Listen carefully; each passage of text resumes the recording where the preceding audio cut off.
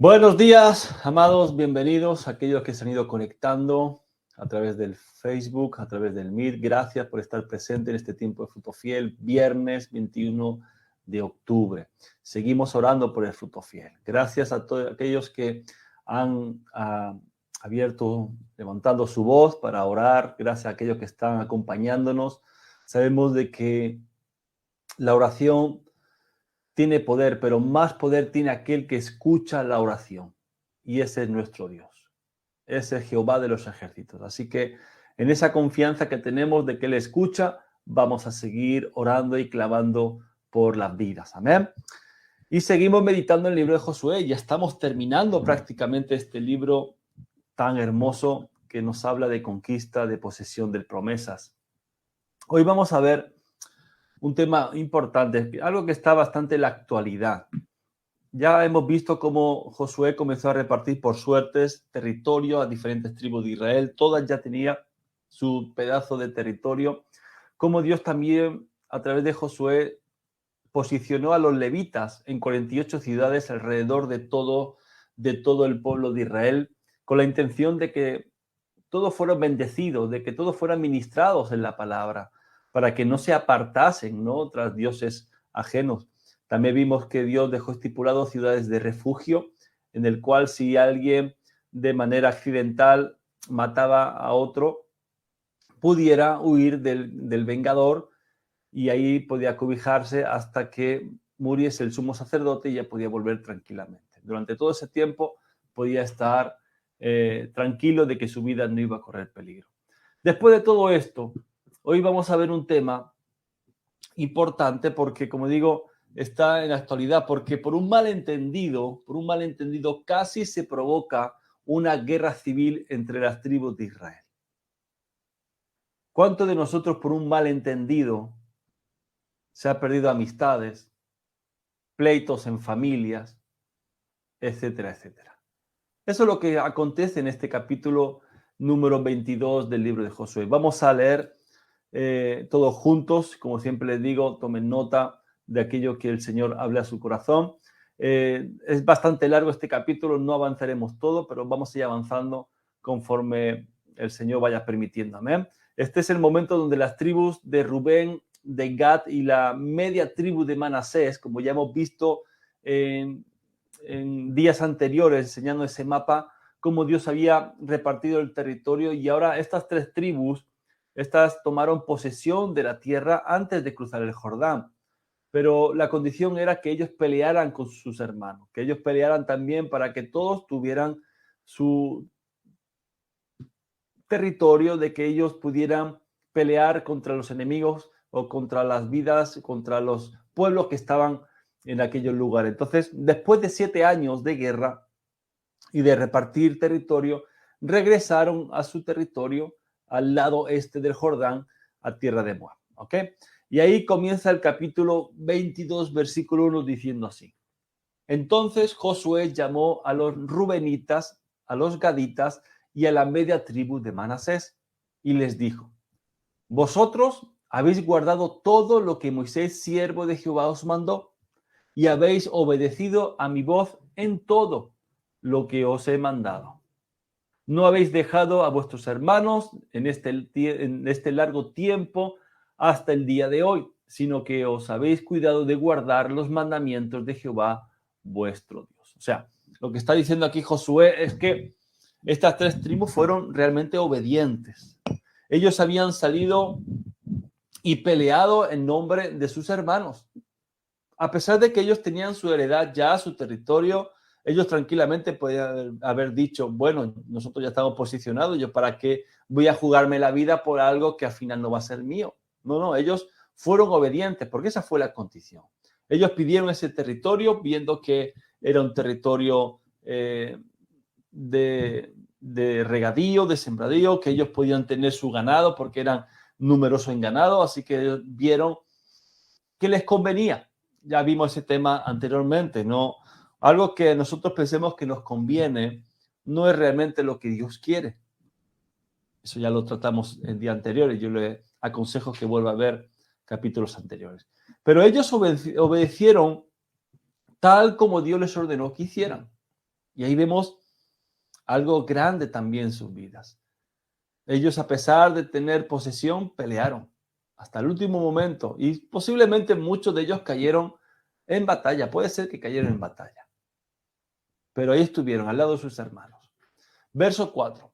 Ahora pues que Jehová vuestro Dios ha dado reposo a vuestros hermanos, como lo había prometido, volved, regresad a vuestras tiendas, a la tierra de vuestras posesiones, que Moisés, siervo de Jehová, os dio al otro lado del Jordán.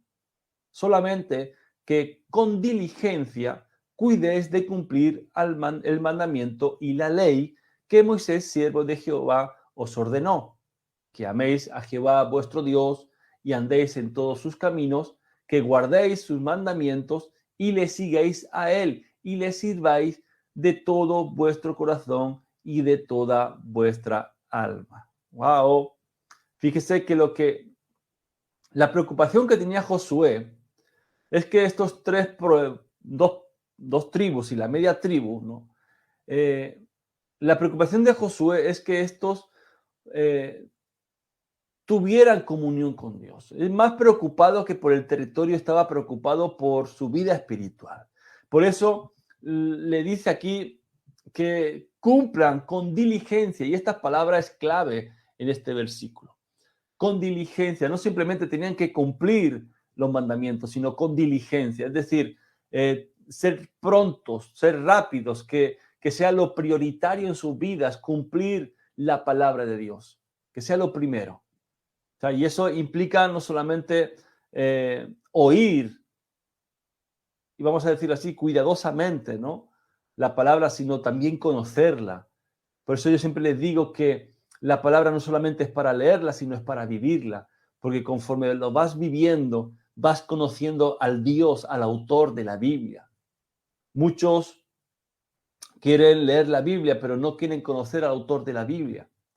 Y lo que nos promete la palabra del Señor es que la fe viene por el oír. Cuando usted y yo leemos la palabra de Dios, comenzamos a conocer al autor. Eso es lo que maravilla de la palabra del Señor. Que el autor mismo del libro, como lo llaman los judíos, el autor se va descubriendo conforme usted va leyendo el libro. ¡Wow! Eso es maravilloso. Porque no solamente es el autor, es también el protagonista principal del libro. Me encanta. Así que vamos a hacer lo mismo que la orden que dio Josué a estas 3 tribus. Vamos a cumplir con diligencia con la palabra de Dios. Vamos a leer con diligencia la palabra de Dios. Vamos a vivir con diligencia la palabra de Dios. Aleluya. También les dijo que tenían que amar al Señor. Y de amar va a pasar a la obediencia a Dios en todo, guardando sus mandamientos, siguiendo a Dios. Y eso va a provocar que ellos le sirvieran con todo el corazón y con toda su alma. ¿Por qué con todo el corazón, con toda su alma? Porque la palabra mismo dice, ¿no? El espíritu está dispuesto, pero la carne es débil. Bueno, muchas veces nuestros pensamientos, nuestras emociones va a querer jugarnos una mala pasada y para que no sirvamos a Dios, para que no le sigamos.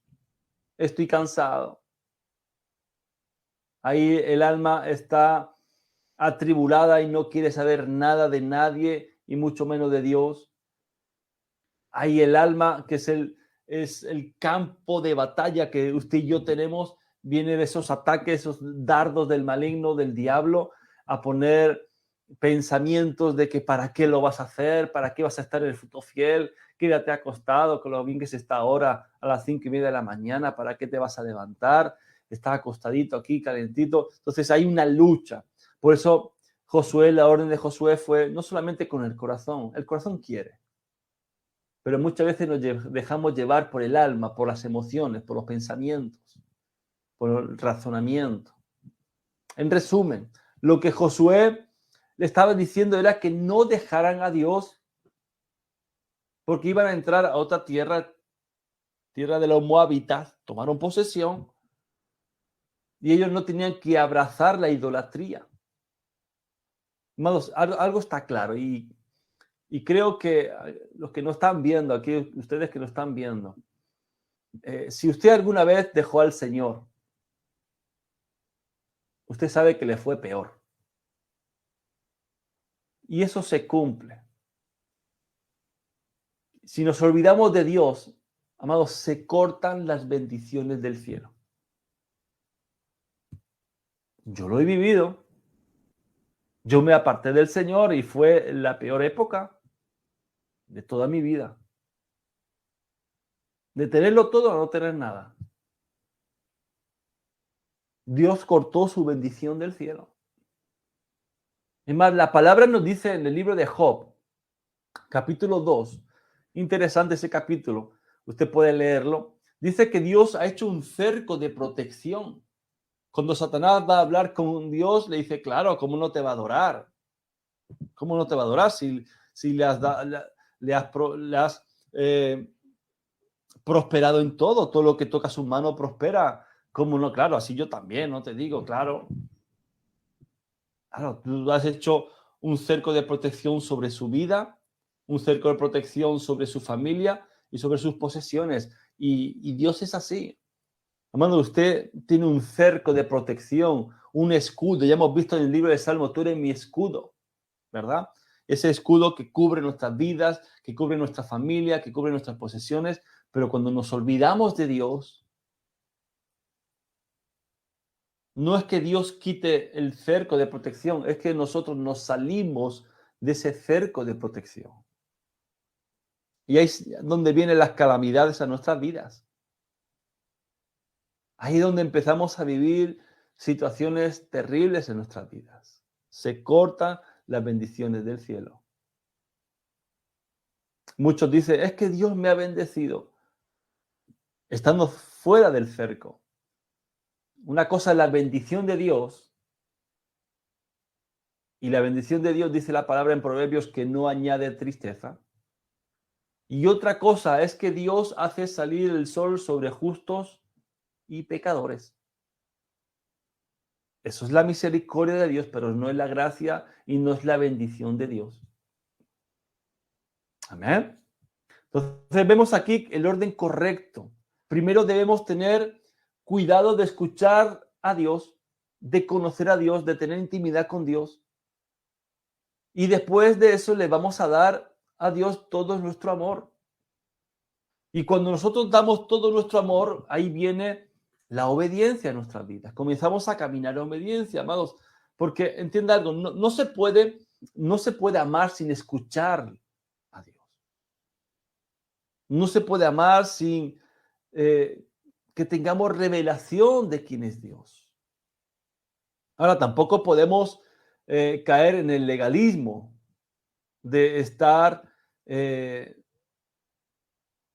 vamos a decirlo así, obedeciendo sin amar. El apóstol Pablo dijo de que cualquier cosa que pudiera hacer y lo hacía sin amor era como címbalo que derretiñe. Cualquier cosa que hagamos sin amor no sirve para nada. Dice el apóstol Pablo que de la fe, de la esperanza y el amor, el que permanece es el amor. Hay por ahí quien dice que el amor es el motor de la vida y puede ser verdad. Y yo creo que es verdad, porque Dios es amor. Y es la fuente de nuestra vida. Es fuente de toda vida. El amor de Dios. Aleluya. Verso 6. Y bendiciéndolos, Josué los despidió y se fueron a sus tiendas. O sea, Josué no lo iba a despedir de cualquier manera sin bendecirlos. Él sabe que ellos no podían hacer o no podían hacer lo que Dios quería que ellos fueran, que Dios quiere bendecir sus vidas. Y posiblemente, no sabemos bien, pero dice lo estudioso de que posiblemente Josué lo que citó fue la bendición sacerdotal, que encontramos en el número 6, ¿se acuerdan? Jehová te bendiga y te guarde, Jehová haga resplandecer su rostro sobre ti y de ti tenga de ti misericordia, ¿se acuerdan? Jehová alce sobre ti su rostro y ponga en ti paz. Esa es la bendición sacerdotal. Y esto también, amados, es lo que tenemos que hacer con nuestros hijos. Bendecir la vida de nuestros hijos. Me encanta, serán muy ritualistas, serán muy legalistas, religiosos, llámelo como usted quiera, pero tienen temor de Dios. Y ellos, los judíos, en cada Shabbat, ellos ponen la cabeza sobre sus hijos y bendice con la bendición sacerdotal. Y nosotros tenemos que aprender. En vez de decirle, no sirves para nada, eres un burro, no entiendes, mira qué nota me estás trayendo, es que eres un inútil, Esas son palabras de maldición que estamos lanzando sobre nuestros hijos. En lugar de poner nuestras manos de autoridad sobre la cabeza de ellos y bendecirlos. Ahí encontramos, busque en internet, en estadísticas, cuántos premios Nobel fueron judíos. Más del 50% fueron judíos, premios Nobel. Y usted sabe que los premios Nobel son premios a la capacidad e intelecto en muchas áreas de nuestra sociedad. Así que, amados, bendigamos la vida de nuestros hijos. Bendigamos la vida de nuestros hermanos, de nuestra esposa. Me dicen, pastor de la suegra, también bendiga a la suegra. En el nombre de Jesús. Verso 7. También a la media tribu de Manasés había dado Moisés posesión en Basán. Mas a la otra mitad dio Josué heredad entre sus hermanos a este lado del Jordán, al occidente. Y también a estos envió Josué a sus tiendas después de haberlos bendecido. Y les habló diciendo, volved a vuestras tiendas con grandes riquezas, con mucho ganado, con plata, con oro y bronce y muchos vestidos. Compartid con vuestros hermanos el botín de vuestros enemigos. Aleluya. Fíjese que la obediencia a Dios, la fidelidad y también la fidelidad a sus hermanos fue recompensada. Ellos no se fueron con las manos vacías. Ellos simplemente no se fueron quizás con heridas por el fragor de la batalla, la dureza de la batalla, no. Hermano, usted y yo sabemos que cuando hay obediencia a Dios, somos vencedores, no perdedores. Y Dios siempre va a recompensar la fidelidad y la obediencia. Ellos no se fueron con las manos vacías, se fueron con grandes riquezas, aleluya, y con mucho ganado. Se fueron ricos por ser obedientes. ¿A qué? ¿Obedientes a qué? A la promesa que hicieron. Nosotros pelearemos por nuestros hermanos mientras nuestra familia se está posicionada en este territorio. Aleluya. Pero le dice Josué, compartid con vuestros hermanos el botín. Ahora, yo me hago una pregunta, ¿por qué habían de repartir el botín, esas grandes riquezas que había adquirido con aquellos que no habían ido a jugarse la vida como ellos? ¿Por qué? Entonces es una pregunta lógica y egoísta también, digamos la verdad. La cuestión es que los que no fueron a la batalla, ellos se quedaron para repartir, o mejor dicho, para guardar el territorio. Los que se quedaron, estuvieron 7 años, pues, sembrando, recogiendo cosechas, edificando posiblemente casas, reconstruyendo ciudades, etcétera, etcétera. Entonces, ellos también tenían derecho al botín que ellos traían. También encontramos algo similar cuando David estaba persiguiendo a los enemigos y algunos ya estaban cansados y no podían seguir persiguiendo. Entonces David dijo, bueno, quédese aquí, guarden el campamento. Y fueron con el resto. Cuando consiguieron vencer al enemigo, trajeron gran botín. Y dijo David, repartirlo entre todos. Y los demás se levantaron. Oye, ¿cómo es posible? ¿Por qué vamos a repartir el botín entre todos si ellos, mira, estaban aquí, no fueron a pelear? Nosotros nos jugamos la vida, ellos no. Y David dijo, no, ellos tienen que tomar también posesión. ¿Por qué? Porque ellos cuidaron del campamento. Tenemos un Dios justo. Un Dios justo. Somos los egoístas, somos nosotros, que no queremos repartir la bendición de Dios. No queremos dar de lo que Dios nos da. no queremos darlo. De gracias recibid, dad de gracias, dice el Señor. Y es más bienaventurado, es más de bendición dar que recibir, dice la palabra de Dios. Así que, amados, cuando uno es bendecido por Dios, porque sí, porque lo hemos peleado, lo hemos luchado, hemos orado, hemos ayunado y hemos recibido bendición, también tenemos que dar esa bendición. Mire, yo he visto, hermanos, pedir al Señor algo tan simple como un vehículo. Señor, necesito un vehículo para irme a trabajar, para mover a mi familia, pero también lo voy a poner al servicio de la iglesia para que la iglesia pueda ir a los cultos, para buscar a los hermanos que viven lejos, etcétera, etcétera. Una bendición. Pero muchas veces somos nosotros que esa bendición, por no cumplir el propósito con el cual hemos pedido al Señor, se vuelve maldición para nuestras vidas. Porque lo que era ir a buscar a los hermanos para que vengan al culto, comienzan ahora, pues bueno, este domingo no vamos al culto, vamos a pasear. Y se van a pasear, que está bien el tiempo de familia, es un Dios de familia, pero Dios primero. Y este domingo vamos aquí a otro lado con el coche. Y ahí se iban. Que al final ni recogían a la gente para ir al culto, ni ellos, esa familia iba al culto, dejaron de ir a la iglesia. Conozco casos. Entonces, amados, de las bendiciones que Dios nos da, es para compartir, para ser de bendición para otros. Aleluya.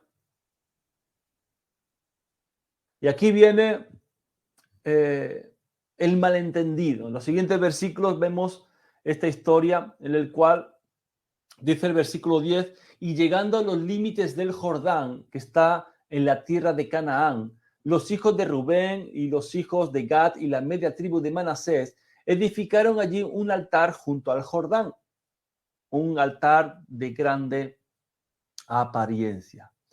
Usted recuerda lo que ocurrió cuando pasaron el Jordán, ¿verdad? Ya hemos visto capítulos anteriores. Ellos recordaron posiblemente lo que había ocurrido en esos 7 años atrás, cuando Dios, de una manera tan sobrenatural, cuando los sacerdotes con el arca sobre sus hombros pisaron agua del río de Jordán, dice la palabra que el agua se paró a unos 25 kilómetros del lugar donde ellos estaban. Se paró, se estancó, a tal punto que ellos pasaron sobre seco el río Jordán. La tierra estaba seca, no era barro, era seco, completamente seco. Aleluya, eso es un milagro de Dios, ya lo estuvimos viendo en temas anteriores.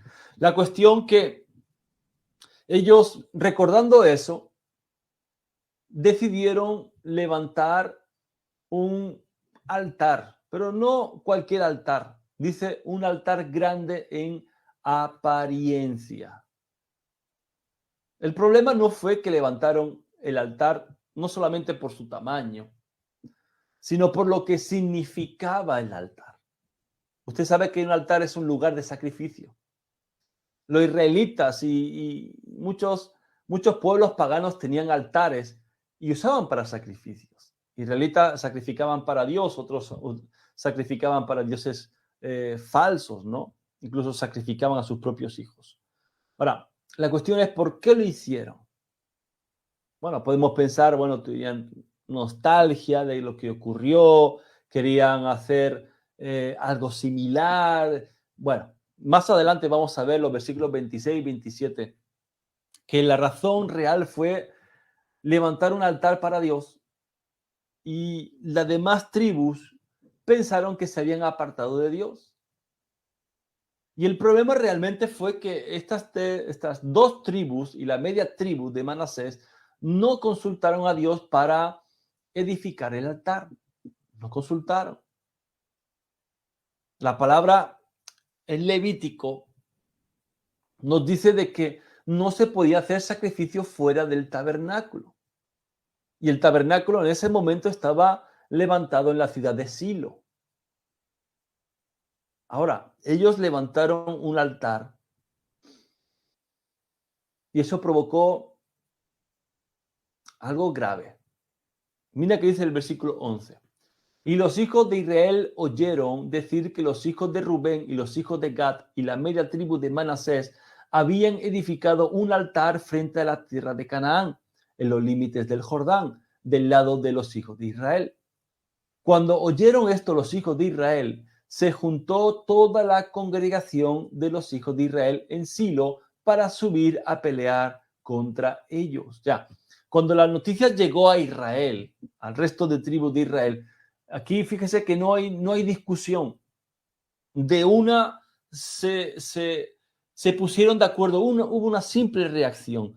Ellos se reunieron para hacer guerra contra sus propios hermanos que construyeron ese altar. Fíjese que Josué no necesitó reunirlos. Ellos se unen en acuerdo y fue una reacción, como digo, automática, ¿no? Ahora, ¿por qué hacen esto?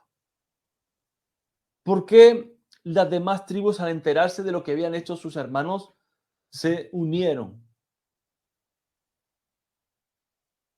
Justamente porque decíamos anteriormente, porque ellos temían que ese altar fuera una señal de lealtad, primeramente de lealtad hacia Dios, hacia Jehová, y de lealtad hacia los dioses paganos de la región.